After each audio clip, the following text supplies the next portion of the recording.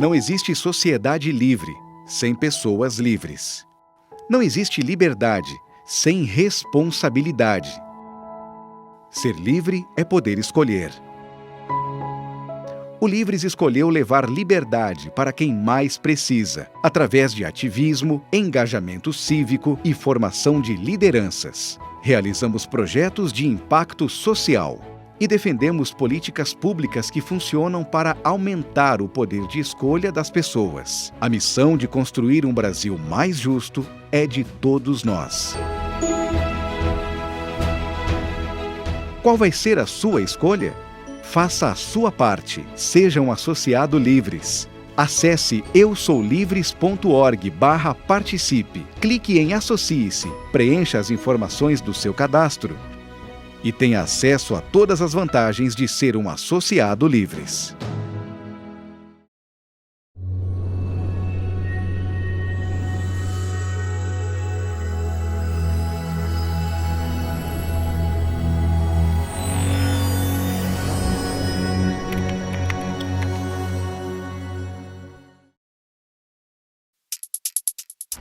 O ministro Fernando Henrique Cardoso anunciou as 3 etapas do plano econômico. Agora é vencer ou vencer. O Cruzeiro volta a ser a moeda nacional. Os preços ficarão estabilizados. Na estreia oficial do Real não houve atropelos.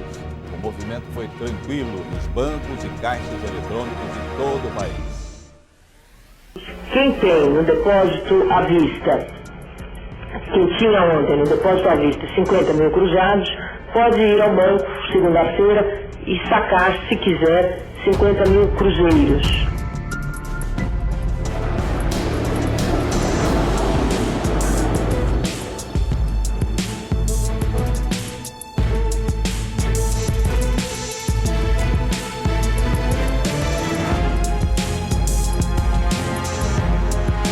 Pela primeira vez, um presidente atravessa a pé a Praça dos Três Poderes com todos os ministros.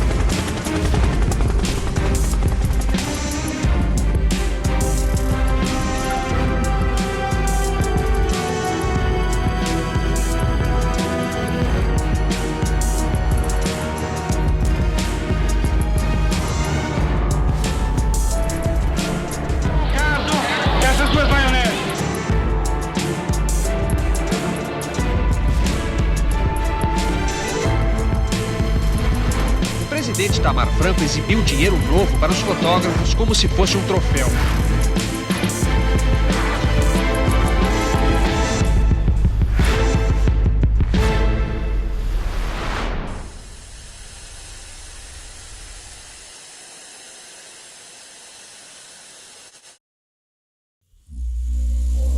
Imagine construir uma cidade no meio do deserto.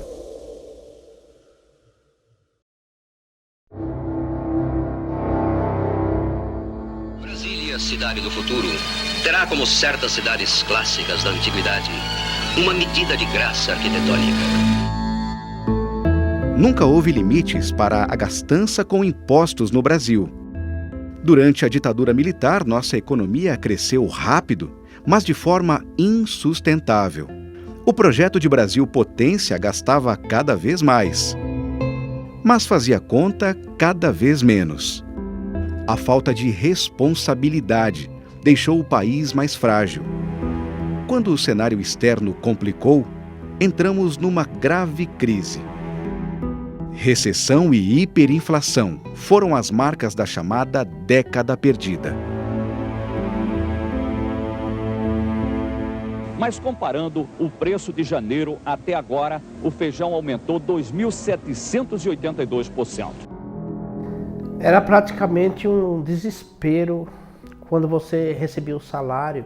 Teria que sair imediatamente para fazer as compras, realizar compras grandes, enormes, para estocar o máximo que pudesse em casa. Então, era um absurdo, era uma coisa que gerava uma histeria, um estresse social.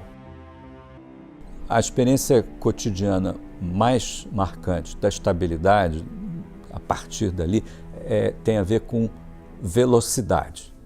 A vida com a inflação era uma correria. de múltiplas formas. Você precisava rápido receber seu salário e correr para o supermercado, tinha lá as maquininhas funcionando, mas tudo que você fazia, o dinheiro que você pegava, você tinha que correr para o banco, entrar numa fila, suar na fila para botar o dinheiro no overnight o mais rápido possível. Eu tenho que receber um dinheiro de você, eu vou ficar te enchendo para você pagar logo, porque enquanto você não paga não tem correção monetária, tudo derrete. Então a vida é uma correria na esteira, você não sai do lugar, e se você parava, você é devorado. 8h30 da manhã, na porta do supermercado, muita gente já espera a hora de entrar. Muita atenção na porta. 9 horas, é dada a largada.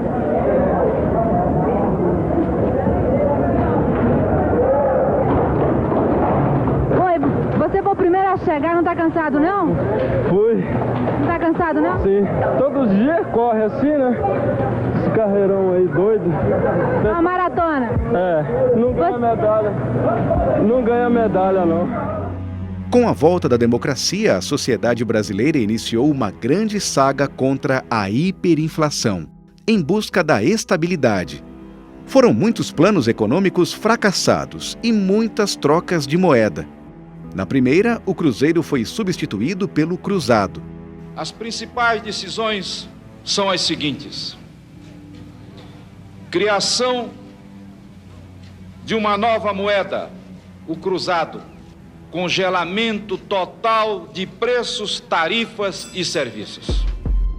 Esse plano derrubou momentaneamente a inflação e criou um clima de esperança no país.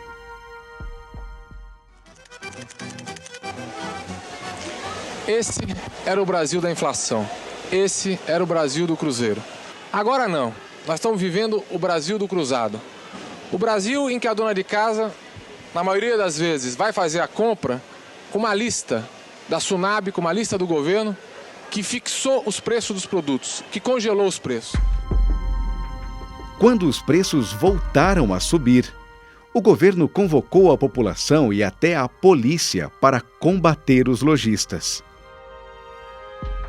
Policiais circularam pelos supermercados como se fossem fregueses para pegar os remarcadores em flagrante. O gerente e 2 funcionários receberam ordem de prisão. Então, os senhores estão presos em flagrante de delito, certo? Serão conduzidos à Polícia Federal, certo? E responderão inquérito policial, certo? Por desobediência ao decreto presidencial. No supermercado Real, um consumidor foi um fiscal e tanto. Eu fecho esse supermercado pelo roubo abusivo e extorsivo que está acontecendo com mais de 30 produtos. Vejam o caso dessas 2 maioneses. O resultado dessa política de congelamento de preços foi a escassez de produtos nos supermercados. 5 minutos depois que as portas deste supermercado se abriram, a fila da carne já estava com mais de 20 metros. Este aqui é o último da fila. Tu acha que ainda vai ter condições de comprar carne? Eu espero.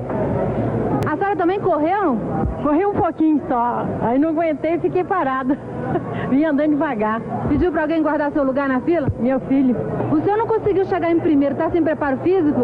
A barriga um pouco pesadinha, né? Mas graças a Deus fiquei em 4º lugar nas Olimpíadas da Carne. Todas as manhãs tem esse concurso aqui, né? Nesse período, a inflação partiu de 12,7% e terminou em 21,4% ao mês. Foi o primeiro fracasso de muitos. O cruzado falhou em grande estilo, mas o cruzado mudou o imaginário do país, porque de repente aquelas pessoas que resignadamente enfrentavam a inflação de 200% ao ano, perceberam que, olha, dá para não ter inflação. Não durou, mas dá. Em seguida houve o Plano Bresser e o Plano Verão, que introduziu o cruzado novo como moeda. Eu passei por 2 reformas ortográficas, mudança de cruzeiro para cruzado, para cruzeiro novo, cruzado. A gente vai indo. Esses planos eram um atrás do outro, e então você ligava a televisão, aparecia lá um aviso oficial institucional do governo, Aí você fala, pô, lá vem o Sarney ou lá vem um presidente com um novo plano para aborrecer mais ainda a população e criar mais embaraços na vida da gente. Eu sou de uma geração que viu 6 moedas no Brasil. Eu me lembro da primeira, em 1967, que eu fui para o colégio e a gente brincava que agora tinha um carimbo em cima da nota e que aquela nota agora valia os zeros diferentes. Era uma brincadeira de criança. Depois foram 6 moedas até o real. Aqui você tem uma nota de 10 mil cruzeiros, que virou 10 cruzados novos. Isso aqui era típico no período dos planos econômicos, né? Carimbar notas, não havia tempo de emitir notas novas, então tinha que carimbar as notas velhas com os novos valores. E os políticos também perceberam que se quem derrubar a inflação atingiu o santo graal, entende? Então a tentação, como é que se derruba? Fazendo um cruzado certo. Se você olhar o plano Bresser, o plano Verão, por exemplo, eram tentativas de fazer o cruzado certo. Vamos ver o que não deu errado no cruzado. Então, eu faço o congelamento, mas agora com isso e mais aquilo, etc, etc. Chega uma hora que, evidentemente, a dinâmica da inflação fica outra. Todo mundo espera que tenha um congelamento, não? Então, a economia, os átomos pensam, não é feita a física. Todo empresário, quando saía de um congelamento, já reajustava os preços por conta para ter gordura para quando tivesse o próximo. No governo Collor, 2 tentativas frustradas foram colocadas em prática, conhecidas como Collor I e Collor II. O cruzeiro foi restabelecido como moeda e, nessa transição, houve uma das medidas mais absurdas já feitas por um governo brasileiro: o confisco da poupança. Eles só estão zerando praticamente a conta de todo mundo, deixando todo mundo com 50 mil cruzados, quer dizer, o salário desse mês, na metade do mês, é 50 mil cruzados, e a pessoa que se vire como puder, não é isso? É isso. Agora, o dono do restaurante, aquele que recebeu o cheque, ele só está com o seu patrimônio. Ele tem seu patrimônio, tem um punhado de cheques e mais nada. Vai receber a partir de segunda-feira os cruzeiros que estão chegando, mas ele tem que pagar uma opção de gente. Será que não vai fechar restaurante, não? Por exemplo? Olha, é possível que até feche alguns restaurantes mais caros, é possível que feche. Olha, eu tinha uma escola já há quase 10 anos. Aí acabou o Sarney, eu falei, bom, agora eu tenho que me manter. Vendi alguns instrumentos e fiz uma poupança. Aí veio o governo Collor. E a Zélia levou a minha poupança desse, tirou meu capital de giro. Cercear o sujeito de poder usar aquele dinheiro que muitas vezes ele economizou com as duras penas é terrível. Então, eu acho que isso marcou muito negativamente esse período aí de plano Collor. A reforma monetária nos outros, no cruzado, no verão, nem teve no Bresser, era talvez cosmética, era um jeito de alterar a indexação dos contratos, mas você não precisava trocar de moeda. Onde a reforma monetária foi importante tinha sido no Collor, onde, no entanto, por uma razão horrorosa, que era dizer, vou trocar de moeda, e no caminho da troca de moedas, tudo que você tiver acima de 50 mil cruzeiros reais, cruzados novos, perdão, vai virar, só vou te devolver daqui a 2 anos. Mas foi uma forma de demonstrar o que você poderia fazer numa reforma monetária para o mal, né? Podia fazer para o bem. Depois de tantos planos e tentativas frustradas, a inflação continuava a crescer, passando de 2.851% ao ano. Mas a inflação brasileira, que havia começado a década de 70, ali nos 25%, 30% no máximo, chegou a 40 e tantos em meados de 70, 100% ao ano em 1980, a 240% em 85, a 1000% em 88, 89, chegou a 2.400% em 93. Aquilo realmente era visto no resto do mundo como um país, só tinha 4 países no mundo no início dos anos 90 que tinham inflações superiores a 1000%. A Rússia, cujo império havia colapsado lá naquele ano, a Ucrânia, uma hiperinflação, e o Congo em guerra civil há anos, tinham morrido alguns milhões de pessoas na guerra civil. O Brasil era um deles e aquilo ali causava espécie assim, em qualquer interlocutor. Como é que é possível um país conviver com esse tipo de inflação alta, crônica e crescente? E uma postura curiosa das pessoas dizendo, olha, pelo amor de Deus, não faça outro pacote feito esses aí dos últimos anos. E ponto, mas ao mesmo tempo tinha implícito o desejo, faz aí alguma coisa diferente.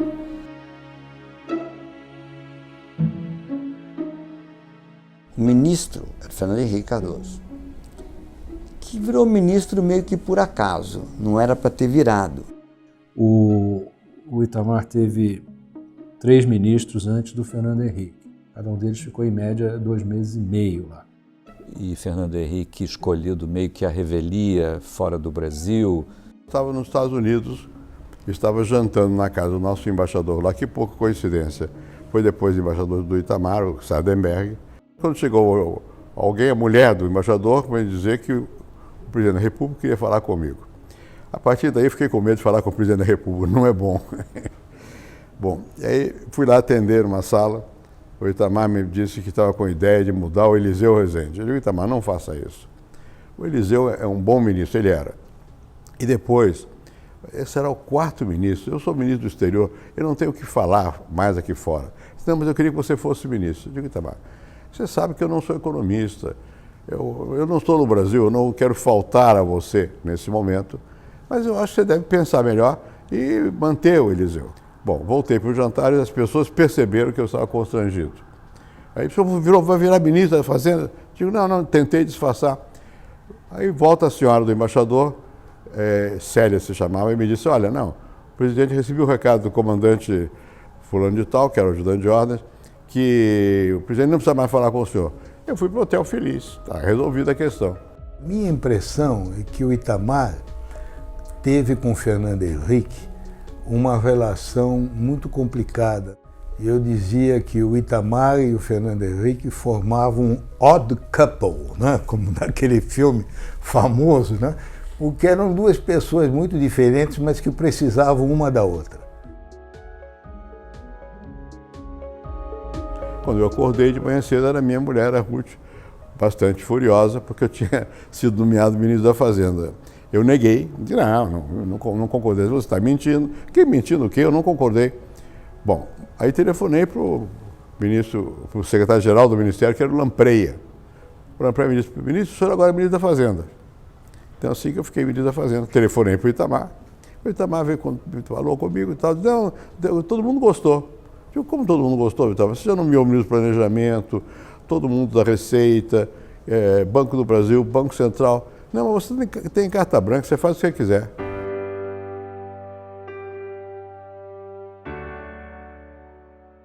Eu estava há alguns anos representando o Brasil na diretoria executiva do Banco Mundial, em Washington. Fernando Henrique assumiu e me pediu os telefones de algumas pessoas, tipo o Baixa, Armínio, que estava em Nova York naquela época, e mais 1 ou 2, e perguntou quando eu podia ir a Brasília.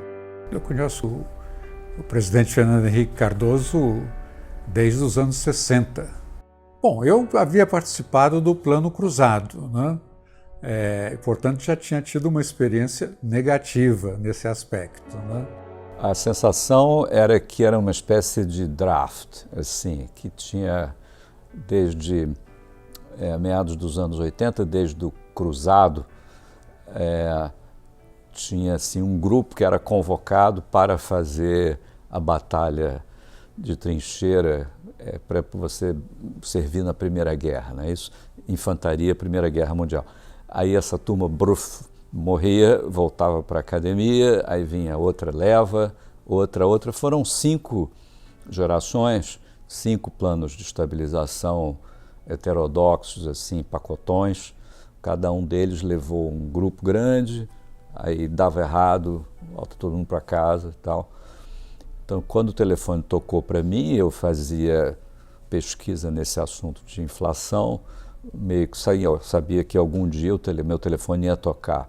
O problema era convencer as pessoas de aceitarem ir para um governo do qual eu seria o 4º ministro da Fazenda, que era um governo que não tinha, aparentemente, condições políticas para mudar nada. Por ser o Fernando Henrique e ter a estatura intelectual dele, é que aconteceu que o time da PUC foi todo lá. Eu, Winston, Clóvis Carvalho, Edmar Baixa, alguns outros que vieram com Fernando Henrique do Ministério de Relações Exteriores, de onde ele vinha. Logo se organizou um grupo precursor,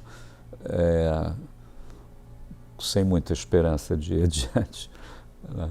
Afinal, era a Primeira Guerra Mundial, muita gente já tinha morrido no caminho. Eu trabalhei na CEPAL, trabalhei com o Prebisch, eu conheço o Malan de quando ele era moço, porque ele se casou com uma moça que era sobrinha da mulher do Juarez Brandão Lopes, que era meu vizinho de chácara, Malan de Virgínia, quando ia lá. Eu conhecia o Baixa, o Serra foi meu aluno no Chile. Enfim, eu tinha relação com o pessoal da economia, eu mesmo tinha alguma leitura na área, porque trabalhei na CEPAL, eu fui professor de História Econômica na USP, foi meu primeiro emprego. Eu tinha 21 anos quando fui professor, não sabia muita coisa. Mas o fato é que eu tinha algum conhecimento de pessoas. E o Itamar me deu carta branca.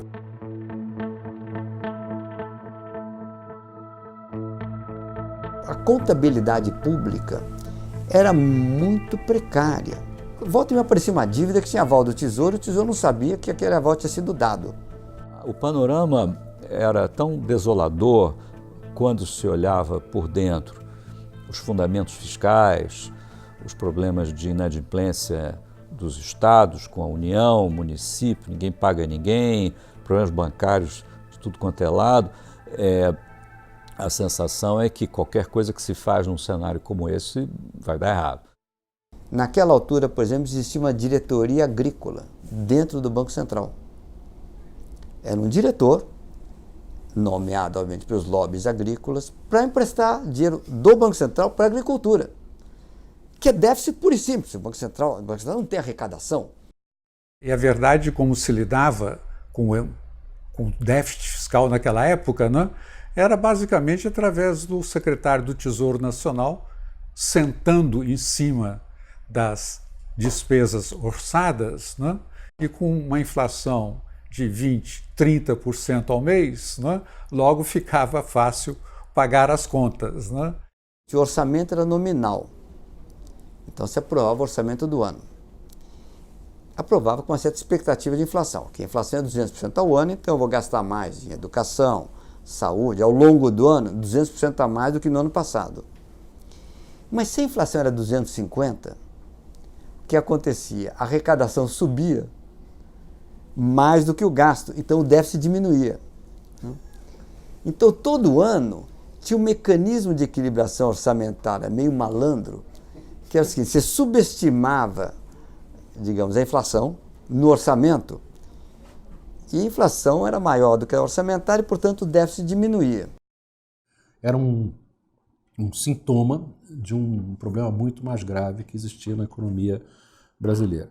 A noção de que gastar é bom, gastar dá voto, essa não é nem do período da democracia, não, do período da ditadura também.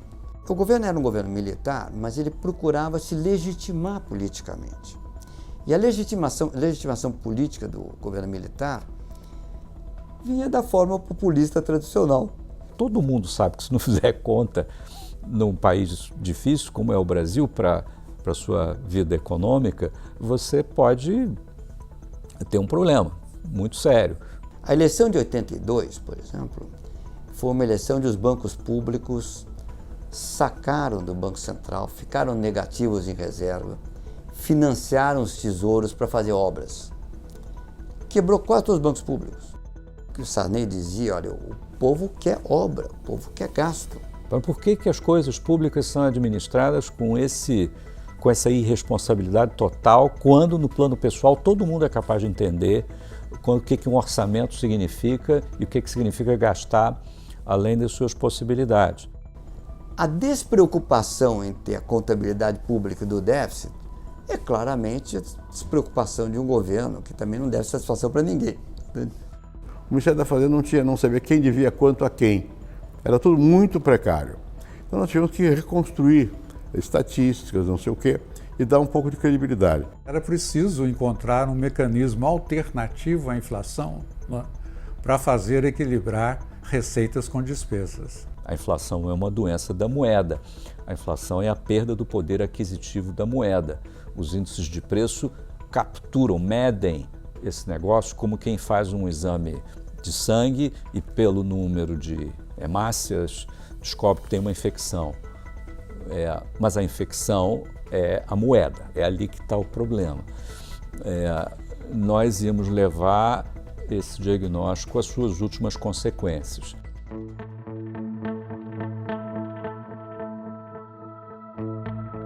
Fizemos uma coisa que chama-se Plano de Ação Imediata, que era um plano comum de controle fiscal, não é?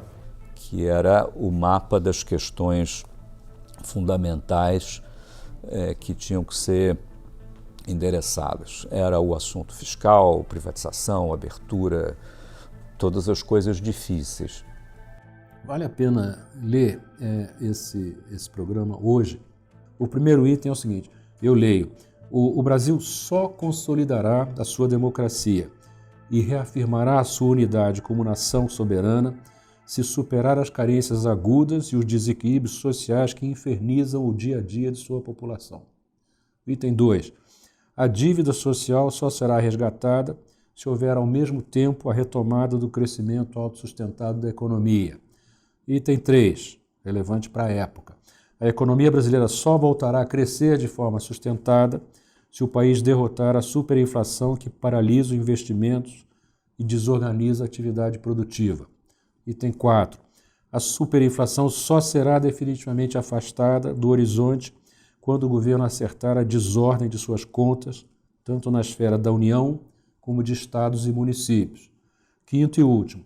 E as contas públicas só serão acertadas se as forças políticas decidirem caminhar com firmeza nessa direção, deixando de lado interesses menores.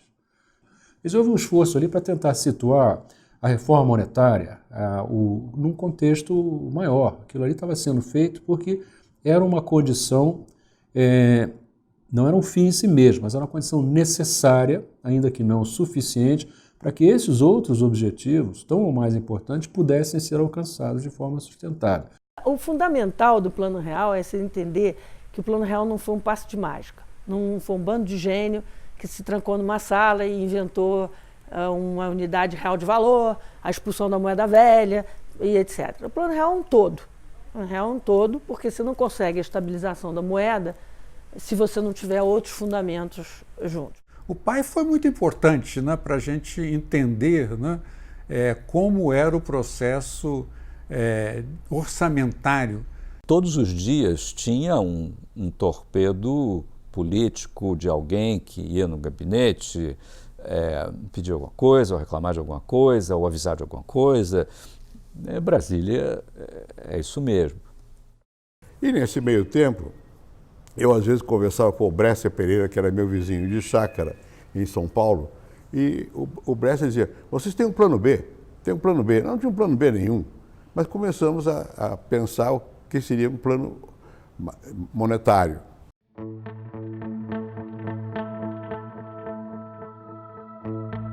Um dia eu fui à casa do André, lá na Resende, aqui em São Paulo.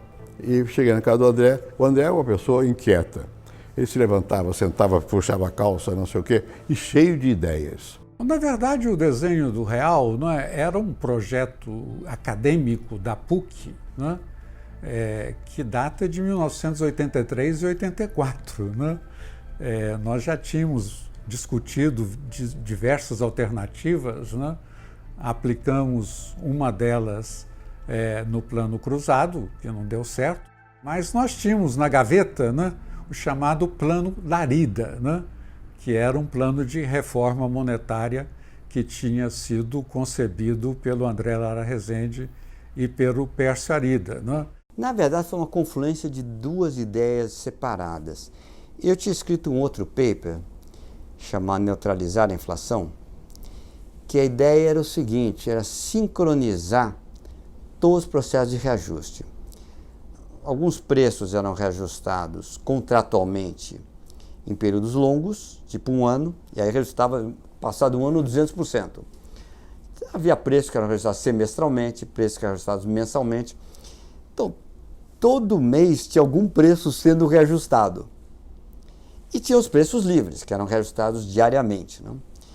O que acontecia? Como a inflação era inercial e todo mês alguma coisa está sendo reajustada, as políticas ortodoxas provocavam tal tranco na atividade econômica que a inflação demorava para cair. Inércia, quer dizer, literalmente, é quando você não responde a outros estímulos, né?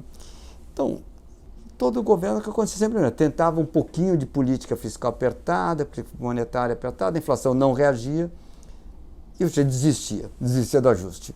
O ministro ia embora e pronto, era isso. Então, ao contrário dos planos impositivos, se ofereço aqui uma outra moeda, se quiser continuar com o seu contrato com altos e baixos na moeda corrente do país, ótimo. Se quiser mudar, você muda. Então ele tinha a graça de ser um plano a mercado, que é coerente com qualquer filosofia liberal. Então, pareceu-nos evidente que, em alguns anos, uns 2 anos mais ou menos, todos os contratos estavam na moeda nova, aí fazia a reforma monetária, que era o real. E aí daí que veio a ideia da URV, Unidade Real de Valor, que, na verdade, era um experimento. Ali houve muitas discussões. A tendência, na época, era copiar a Argentina. Na Argentina, eles tinham feito a ligação PEC entre a moeda local e o dólar. Nós não queríamos fazer isso, porque isso tira a autonomia do governo para mexer no valor da moeda e pode afetar a exportação, não sei o quê. Então, nós inventamos uma moeda virtual, não era moda ainda, chamada URV, Unidade Real de Valor. Mas tudo isso era teoria, né? A questão era passar da teoria para a prática e isso demandou bastante esforço, digamos assim, né? Agora não estamos mais num seminário acadêmico sobre essa questão, nós temos que falar uma coisa muito prática, concretamente o que é que nós vamos fazer em termos de propostas específicas de legislação. Era muito tocar de ouvido, né? Todo mundo tinha entendido o que tinha dado errado, o que nos sobrava, claro, junto com o que nunca tinha sido feito, que era tratar do assunto fiscal, monetário, bancário, para valer. Isso sim era a parte mais difícil, trabalhosa da coisa toda. Não é uma discussão trivial, o Brasil é um país muito complexo, não é difícil de entender, é difícil de administrar, mas aí prevaleceu aquilo que eu chamo o fato de que essas pessoas se conheciam, ninguém ali tinha um projeto político de poder, um projeto pessoal. É sintomático que tenha havido discussões durante esses meses que eu mencionei e não tenha vazado nada, nenhum ali desse grupo básico plantou uma notícia de jornal, deu um vazamento para um jornalista, antecipou algumas coisas que estavam em discussão. Isso é uma coisa rara. O sucesso se deve a Fernando Henrique Cardoso, né? Essa é a grande diferença, né? Uma pessoa com uma liderança extraordinária e uma compreensão plena, né? Das necessidades de fazer o que os economistas gostaríamos que fosse feito, né? Ele participou das discussões, que imagino que deve ter sido discussões enfadonhas, que para o não economista, entrar na tecnicalidade, para a estabilização é meio enfadonho, mas foi crucial.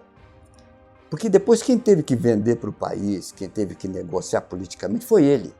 E além disso, com uma influência fortíssima, né? Que ele tinha tanto sobre o presidente Itamar como dentro do Congresso Nacional, né? E nós começamos então a ter discussões mais ou menos teóricas, tanto no Ministério da Fazenda, ali o Quem tinha o chicote da mão era o Clóvis, que anotava tudo. Foi uma conjugação muito especial de circunstâncias e de pessoas e de ambiente, e uma percepção, obviamente, que o Brasil não tinha alternativa senão tentar fazer alguma coisa contra a inflação que estava correndo a mais de 30% ao mês. Foi 2.450 quando terminou o ano calendário de 93, e obviamente era uma coisa que não dava para esperar as eleições presidenciais de outubro de 1994, aguardar que um novo governo, eleito em outubro de 94, a partir de 1º de janeiro de 95, apresentasse seu programa, porque a inflação brasileira teria estourado, assim, teria chegado lá perto dos 10.000%.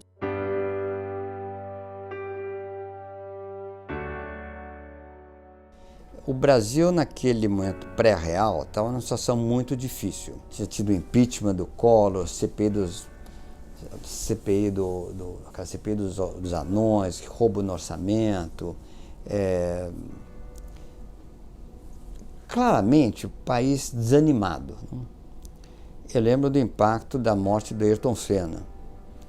O Ayrton Senna era o que o Brasil queria ser. Ele tinha todas as virtudes do Brasil. Era o herói, era o Brasil de sucesso, entende? Era o Brasil que deslumbrava o mundo, né? Então, a morte do Ayrton Senna foi quase uma expressão catártica nacional de, olha, morreu nossa esperança, entende? Ele, no fundo, era quase uma metáfora do Brasil, entende? O Brasil bateu no muro. Muitos políticos mantiveram uma distância prudente de nós. Muita gente que a gente foi procurar para vir trabalhar com a gente, dos burocratas, disseram, dá um tempinho aí, deixa eu ver se vocês vão emplacar mesmo. O Serra fez algumas ressalvas, mas ficou mais ou menos assim, nem entusiasmado, nem desentusiasmado, mas ele claramente entendeu do que se tratava. O Covas sempre foi o grande líder do PSDB, era a figura mais importante do partido. O Covas ficou indignado. Eu não conhecia, eu nunca fui filiado ao partido, porque eu sempre achei o programa do PSDB muito à esquerda demais, era um programa muito velho, já nasceu velho, entende? Então também não vou me filiar ao partido com um programa desse tipo. Mas eu gostava do Fernando Henrique, como gosto até hoje, confiava nele, como confio até hoje, gostava do Tasso Gereissati, enfim. Gostava do Serra. O Covas tinha uma relação já um pouco mais distante. O Covas ficou indignado, ficou enfurecido, se levantou antes de acabar, falou o seguinte, eu vou embora, para mim é suficiente. Se isso é melhor que os economistas do partido podem oferecer, ok. Vou até defender. Mas anote o que eu estou dizendo. Vocês vão não só destruir o partido nas eleições, como vocês vão destruir o Brasil. Eu que não está acostumado com aquele jeito espanhol explosivo do Covas, falei, nossa, isso vai dar um desastre. Aí o Fernando Henrique Serra falou, não, é assim mesmo e tal, enfim, cumpriu a função. E de fato você sabe que quando foi apresentado o primeiro discurso no Senado, um discurso inflamado, de apoio restrito, entusiasmo, da importância do plano, do novo destino para o país, de acabar com aquele pesadelo inflacionário que perseguiu o país há 20 anos, foi do Covas. Que é uma coisa impressionante, porque foi logo uma semana depois, mas ele foi absolutamente leal. Independente do que ele pensasse ou não pensasse, ele se comportou ali impecavelmente. Uma coisa era ajudar, outra coisa era botar a cara numa coletiva, no 6º plano de estabilização que vai acontecer, 5 deram errado. Então você pode estar jogando sua carreira política fora se você estiver associado a mais essa iniciativa do sociólogo Fernando Henrique Cardoso e seus economistas com ideias criativas.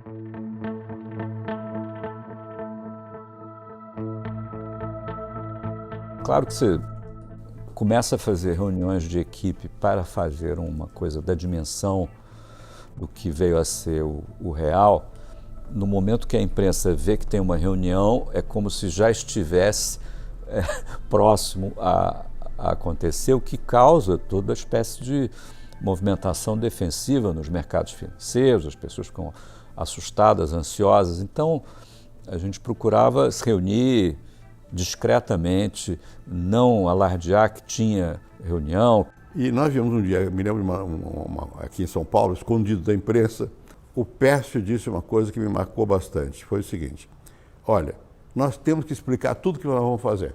Até aquela época, o plano era uma coisa fechada, feito no Banco Central, publicado no Diário Oficial e surpreendia o país. Nós resolvemos fazer o contrário. E explicamos o que era isso e demos liberdade para as pessoas fazerem o contrato como quisessem, seja pela URV ou não. Enquanto nós da equipe falávamos com os públicos especializados. A sensação, as pessoas entendem ou não entendem, tá bom, ok, entendi, mas vamos ver como é que a coisa vai evoluir. E o plano ia ser em 3 etapas, né? O equilíbrio orçamentário tinha que vir antes da unificação da indexação. Por que a unificação da indexação tinha que vir antes da nova moeda, né? Então havia um esforço, né, de explicar, né, antes de fazer, né, e só fazer aquilo que foi explicado. O Edmar foi quem, na verdade, conduziu as negociações com o Congresso. Sempre teve muita paciência. Não? Quem tinha mais paciência ali para lidar com o Congresso é coisa de mineiro, né? Os mineiros têm mais paciência. Assim, então. Eu passei praticamente 6 meses, né, dentro do Congresso Nacional. Né? Me lembro um deputado me dizendo: Baixa, aqui você tem que dar palanque e prestígio. Né? Então eu entendia que, né, era muito importante as pessoas se sentirem prestigiadas, né, e terem ocasião de serem coautores do processo. O governo só queria uma coisa: acabar com a inflação. Como é que acaba com a inflação na cabeça deles? Prende o Abílio e faz congelamento de preços. O Abílio porque simbolizava a grande empresa que especulava, né? E congelamento de preços, que era o ai dodói. Congela preços. Bom, isso era o oposto do que nós achávamos que devíamos fazer. Nós, equipe econômica, dizíamos: olha, se não aprovar o ajuste fiscal antes, nós vamos embora, não tem o plano. E o Fernando Henrique voltou a falar: eu vou embora e também não tem plano.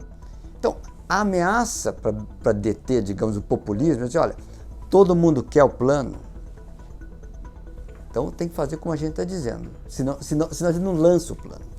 Só que havia eleição. Havia eleição, que seria em 94, eu tinha um prazo para me desincompatibilizar se eu fosse candidato. Eu não queria ser candidato. As pessoas não acreditam nisso, naturalmente, mas é verdade. O que eu queria era a estabilização da economia. Aí eu pensei com meus botões: se o Itamar não tem a quem apoiar, e vamos perder a eleição, então é melhor arriscar. Por isso que eu aceitei de ser candidato. Mas antes de ser candidato, aprovamos, o Congresso tinha que aprovar algumas das medidas preliminares.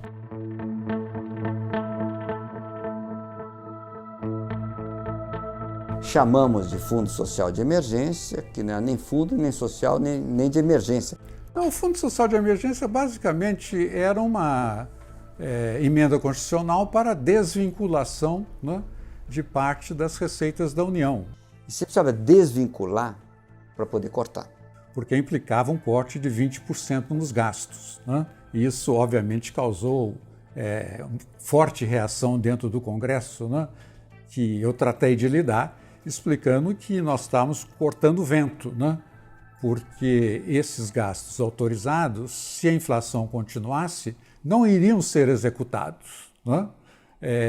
E, portanto, nós estamos oferecendo ao Congresso a oportunidade de votar um orçamento realista e, finalmente, conseguimos convencer o Congresso nessa direção, né?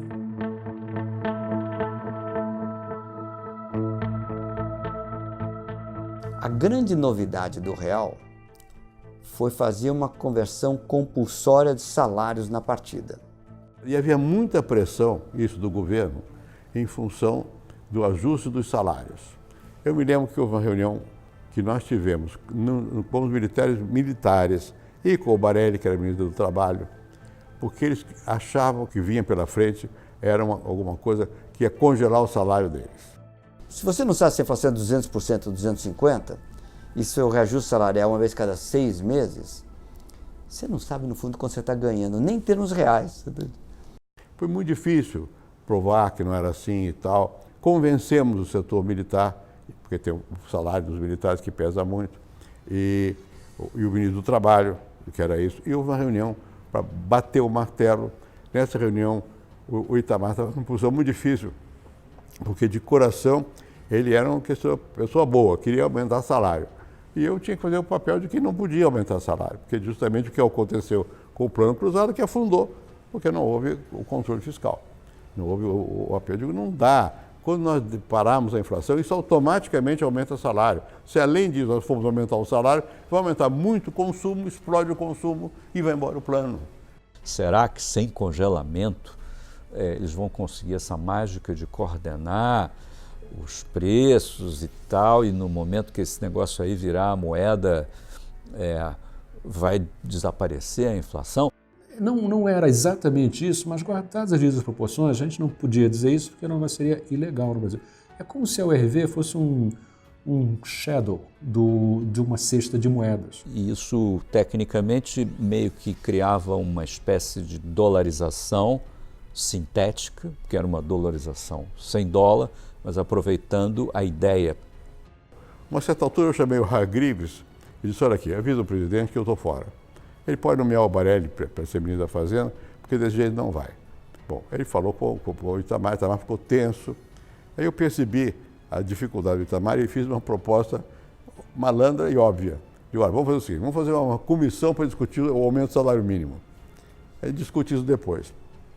E por aí passou, e o Itamar bateu o martelo e nós mandamos para o Congresso. A votação foi 9-1. Não é? Foram 9 votos a favor, o PT se absteve e o único voto contrário foi do Bolsonaro. O Bolsonaro tinha uma objeção que era basicamente relacionada ao fato que a conversão dos salários, né, envolvia também a conversão dos salários dos militares, né? E o Bolsonaro se rebelava contra as regras de conversão que eram iguais para todo mundo. Bom, ganhamos todas essas paradas e tal, e tiramos a ideia de que tinha que fazer o congelamento e de prender o Abílio, ou coisa que vale, assim, desse tipo. Só que era preciso que a população se convencesse que era para valer. A grande surpresa do Real foi quão rápido a população endossou o plano, que não era de congelamento. Nós tínhamos reuniões praticamente semanais com todos os órgãos de imprensa para explicar cada passo. E de uma maneira que era previsível. Isso aqui é uma grande conquista do Real, foi que isso é uma coisa transparente. Ao contrário dos políticos, os políticos imaginavam que era o congelamento de preço, precisava de um congelamento de preço, a população queria alguma coisa. E ela entendeu do que se tratava, muito mais rapidamente até do que os políticos. A vida vai ficar mais fácil. O objetivo todo desse troço é assim. E olha aqui, não precisa fazer, você não está obrigado a fazer nada. Faz o que for do seu interesse. Mas a gente achava que demorava 1 a 2 anos. Na prática foram 3 meses. A campanha do PT qual foi? A Real é farsa, porque a moeda não existia. Existia o RV. Plano de estabilização, alguém precisa lançar, e esse alguém precisa ter poder político para continuar depois, senão não sustenta. Bom, tivemos muita sorte, porque a decisão foi do Itamar, foi o recupero. Ele me disse, olha, o ministro Fernando Henrique vai sair, eu quero que o senhor fique no lugar dele. Conheço pouco esse plano, eu acompanhei a URV como todo mundo, né, pelos jornais. Por que o senhor não convida alguém da equipe, o Edmar Baixa ou Pedro Malan? Eu citei os 2 nomes porque eram os mais seniors, né? E ele me disse uma coisa enigmática, né? Ele me disse, não, nós examinamos todas as opções e o senhor é a única alternativa. Aí eu entendi, porque como eu trabalhei sempre muito com mineiro, eu interpreto o mineirês, né? O que ele queria dizer é que não queria ninguém da equipe do Fernando Henrique, né? Ele queria alguém que ele convidasse e que não tivesse nada a dever ao Fernando Henrique, né? Ele me disse, eu só quero que o senhor aplique o plano com essa equipe que está aí. Depois disso, eu inúmeras vezes usei essa conversa com ele, porque ele acabou sendo um dos maiores obstáculos ao plano, né? Agora, a equipe estava com medo de dar o passo seguinte. O passo seguinte era realmente trocar o RV pelo real. Quando tocava o telefone, palpitava o meu coração. Eu depois tive uma operação de coração aberto por causa disso. Ele não queria que eu viesse com ninguém para reforçar o meu lado. Eu inúmeras vezes dizia, mas presidente, eu trago aqui o Edmar, o Pércio, o Pedro Malan. Não, não, eu só quero falar com o senhor. Ele vinha com ideias estapafúrdias, né? Tabelar os juros, aumentar a Polícia Federal, aumentar os militares, aumentar os funcionários, né? Fixar o salário mínimo em $200, $300, fazer a transposição do São Francisco. Então eu era o algodão entre cristais, porque tinha a equipe de um lado e ele do outro. Foram 2, 3 meses muito difíceis que o recupero aguentou. O recupero foi muito positivo, porque ele explicava bem a população. Ele não mexeu em ninguém da equipe econômica. Mais de uma vez ele me pediu socorro, eu fui falar com o Itamar. E aí ele reunia 5, 6 ministros, todos contra mim. E era uma coisa realmente torturante, porque durava as discussões 2, 3 horas. Eu resistia centímetro a centímetro. Quando parecia que tinha tudo terminado, ele recomeçava de novo, sabe? E a obsessão maior era o aumento ao funcionalismo, né? E que ia desarrumar todo o orçamento, né? Afinal, o momento que eu disse ao Itamar, bem, ou nós marcamos a data da conversão da URV em real, ou não tem como você... Como é que eu vou desmentir o fato que isso é uma farsa eleitoral?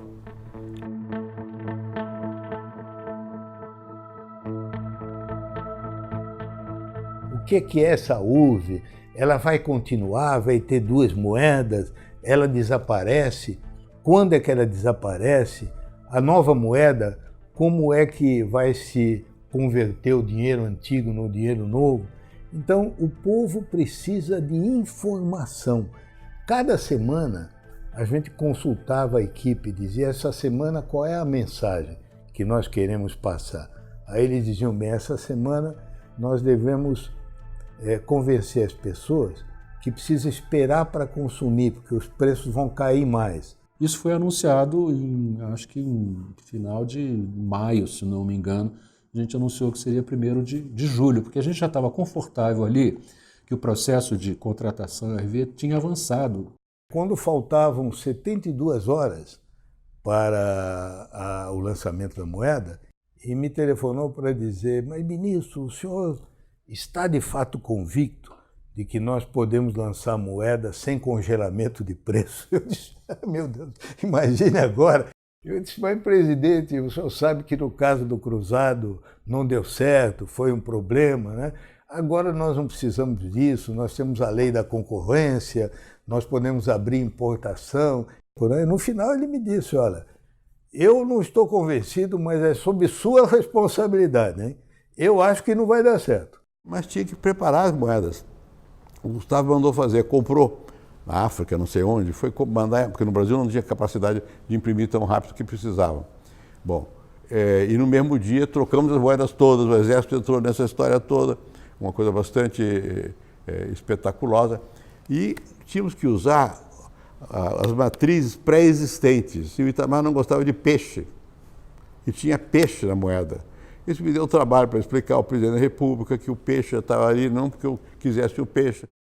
Para você ver como que isso não parece, mas são dificuldades enormes, de ordem não técnica.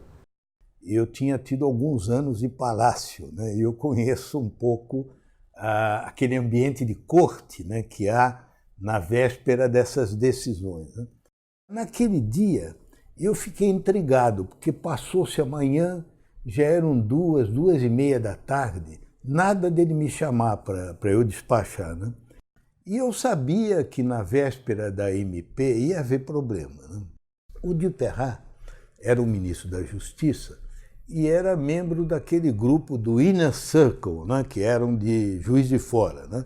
Ele, aquele que era o ministro da Educação, havia vários, né? Aliás, todo o pessoal era de Juiz de Fora, mas uns ajudavam e outros atrapalhavam.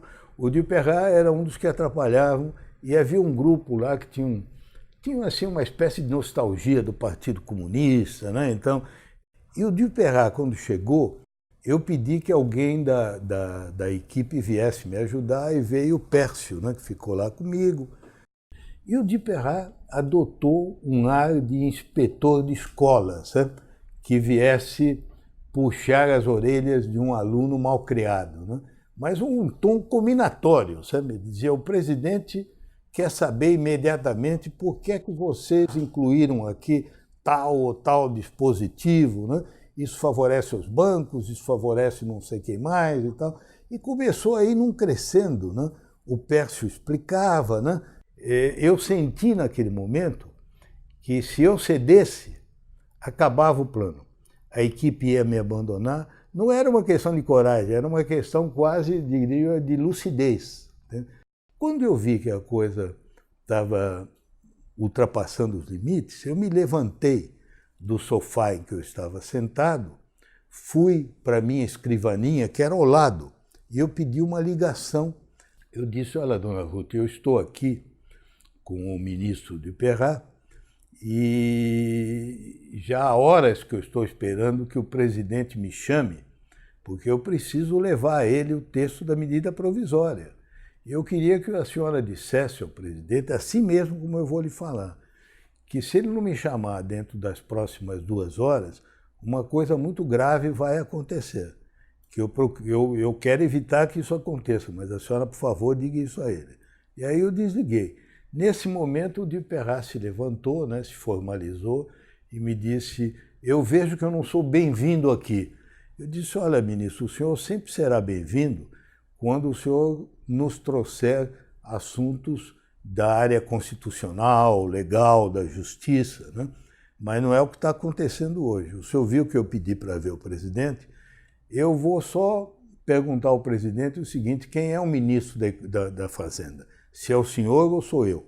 Se ele disser que é o senhor, eu entrego o cargo. Eu volto para a minha carreira, eu sou diplomata de carreira, né? E termina essa experiência, né? Aí ele saiu batendo a porta, sabe? Pouco depois o Itamar me chamou, mas estava tudo apaziguado. A URV durou 4 meses com toda a sua, enfim, sua mecânica maravilhosa, que foi tão bem absorvida pela população e tudo mais, porém entrou em vigor em 28 de fevereiro de 1994. Em 1º de julho, quando foi substituída, o URV se transformou no real e o Cruzeiro Real desmonetizado, ali é que começava a verdadeira guerra.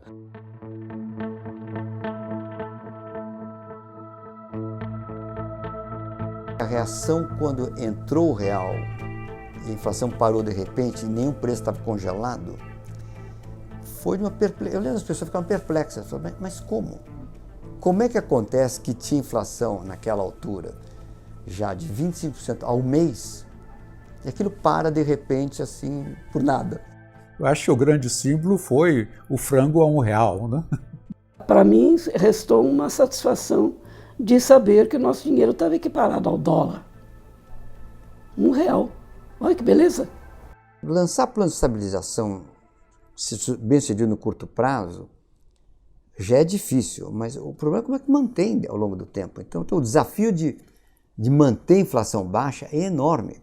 Vocês lançaram um foguete aí, vocês não sabem quando e como esse foguete vai pousar. Eu digo, é verdade, a gente não sabe. Aquela vitória ali em julho de 94, ela abria todas as chances de a coisa dar certo. Mas não devíamos nunca perder de vista que aquilo era assim, o jogo de estreia de um longo campeonato. Ganhar na estreia é bom, mas No dia seguinte tem outro jogo, outro jogo, outro jogo. E durante muito tempo, até você se declarar campeão, demorou. O real foi ganha-ganha. Na verdade, foi por isso que deu certo. Todo mundo se beneficiou do quê? De segurar a inflação. E o resto foi uma construção penosa que agora destruíram. O plano de estabilização tem que ter déficit controlado, tinha que ter privatizações, tinha um projeto de modernização do país que iria enfrentar desafios políticos. E o sentido era, sim, liberal do jeito que a gente hoje usa essa palavra. A Caixa Econômica Federal está numa situação tão precária que eu comprei do Banco Central, olhei o balanço, eu falei, eu não posso publicar esse balanço, porque esse balanço aumenta risco país, pior o endividamento brasileiro, porque se um banco público quebrado a este ponto, aí eu lembro que nós fizemos uma resolução do Conselho Monetário Nacional isentando a Caixa de publicar balanço por 2 anos. Como a Caixa era 100% do governo, não tinha acionista minoritário para reclamar. Pra você ter ideia da gravidade. Então tem uma crise bancária monumental, a intervenção no Banespa, minha briga com o Covas, enfim. O Covas sendo Covas, assim, ok, Quercia e Fleury quebraram o Banespa, eu entendo. Mas confia em mim, eu vou administrar bem o Banespa. E eu dizia para ele, não confio, não é que eu não confio em você. É que depois alguém vai quebrar de novo. Não adianta administrar bem estatal. Imaginem se nós tivéssemos atravessado as crises recentes com cada estado dispondo de um banco para estar fazendo empréstimos ao seu governador e às suas empresas. O debate não era liberalismo versus não liberalismo, ou direita versus esquerda. O debate era em favor das reformas ou contra as reformas. Eu sempre pleiteava o impossível. Privatizar a Caixa Econômica Federal, o Banco do Brasil, acabar com os monopólios, senão não dá sustentação real. É claro que eu estava usando o meu peso intelectual de uma forma meio malandra, não era exatamente verdade, mas era para forçar o pêndulo a girar nessa direção, entende? Porque se não tem um doido que quer fazer isso, ele não mexe nessa direção. Tem discussões homéricas com o Claudio, falou, não precisa privatizar o Banco do Brasil, a Caixa, a Petrobras, acabar com a Telebrás, para o real dar certo. Precisa sim. No final, o pêndulo andou metade do caminho. Esse caminho de 1º de julho até 98, final de 98, quando a inflação do ano, calendário, bateu 1,7 ao ano, esse caminho foi um caminho de reforma, política monetária, política cambial, ou seja, guerra convencional. Nós fomos sim com a baioneta para o campo de batalha e depois que a estabilização de alta tecnologia, os drones, essas coisas, o RV acabou os seus efeitos, restou ir para a praia, desembarcar na Normandia com a baioneta e acabar o serviço.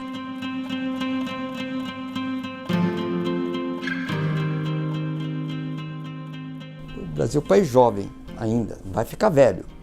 Um jovem de 25 anos não tem memória, não pode ter memória do que aconteceu 25 anos atrás. Não existe um salvador da pátria, não existe uma pessoa que vai lá, diagnosticou um problema, resolveu como equacioná-lo, implementou a sua solução, consolidou a sua solução. É sempre um trabalho coletivo. No exercício do poder, frequentemente você perde a popularidade. Porque você tem que tomar decisões que não são populares. O grave não é isso, é respeito. E quando você perde o respeito, não tem mais jeito. A distribuição de renda era extremamente pior do que é hoje, né? E a democracia estava caminhando com dificuldades, né?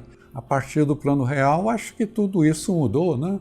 E houve condições de enfrentar desafios que seriam inimagináveis enfrentar. A estabilidade da moeda é uma pré-condição fundamental, mas é dessas condições que são necessárias, mas não suficientes. O que o Brasil fazia no tempo da inflação é que o nível de gasto era financiado por pintura de papel, que tinha a natureza de um imposto. Muitas revoluções culturais para fazê-los entender esse conceito de responsabilidade fiscal. Políticos gostam de gastar, ponto. Você, parlamentar, precisa saber que toda vez que vota por gastar, tem que também votar por tributar alguém. Quando o presidente da República sabe o que precisa fazer, tem articulação política, o Brasil surpreende para melhor. Nenhum brasileiro de menos de 46 anos, em 1989, jamais havia votado para presidente da República. Isso devia ser o quê? Não sei, vou chutar aqui uns 2/3 da população brasileira, acho que mais até. O lema do Lula, revelador, é o nunca dantes na história desse país. O país começou com ele, com a gestão dele. Antes, ele construiu uma narrativa que é o seguinte: finalmente agora o país vai começar de verdade. Antes era o país dos ricos. Então, essa narrativa, na voz de um dos líderes mais carismáticos que o Brasil já teve na história, teve efeito poderoso sobre a memória coletiva. Então a população não lembra. As populações lembram assim, o Lula melhorou minha vida com Bolsa Família, mas a população, porque o Lula passava o dia inteiro e o PT dizendo isso para eles, mas a população não se dá conta de como ela ficou melhor quando a inflação acabou. Naquele momento se dá conta, mas 25 anos passados não tem essa lembrança. Né? Não é à toa, a memória do real voltou, e voltou a se falar no assunto, quando o petismo entrou em declínio. A gente não gosta de lembrar problemas, e esquecer é o que traz de volta Dilma Rousseff a sua nova matriz. Quem é o culpado? Quem é o responsável pela inflação? Não é a maquininha. Qual a pessoa física? Teve uma CPI da inflação onde algum político, ministro, sentou para dar explicações sobre essa tragédia que durou décadas no Brasil e que acabou com a distribuição de renda, criou miséria. Quem é o responsável? Quem são essas pessoas? Elas estão aí, sempre propondo as mesmas coisas. O mundo mudou muito e vai mudar mais. Então, como é que você vai ajustar com essa mobilidade que é dada a capacidade que as pessoas têm de formarem onda elas próprias, independente das estruturas? Isso não está resolvido no mundo, por isso que tem essa crise da democracia representativa. Nós temos isso aqui, que regras serão essas. Como é que isso vai ser expresso? Que tipo de movimento? Será partido? Não será partido? Será liderança? Não será liderança? Nós estamos tateando sobre o que fazer no mundo todo, não é? É resolver a questão fiscal, né? É aumentar a produtividade, né? É resolver todos esses gargalos de educação, de recursos humanos, sem desprezar a inteligência do povo. Isso nunca se fez naquilo que falta, compreende? Nunca se fez. Alguém terá que fazer, né? Só não tem essas dúvidas os países autoritários. China, Rússia, Turquia, aí vai de cima, mas vai dar certo? Óbvio que nossa representação é falha, porque tem teto de representação, porque os partidos as leis partidárias são ruins, precisa de uma reforma política. Isso são aperfeiçoamentos que tem que ser feito. Entende? Acho que o caminho do Brasil é o da democracia e da liberdade. Sim.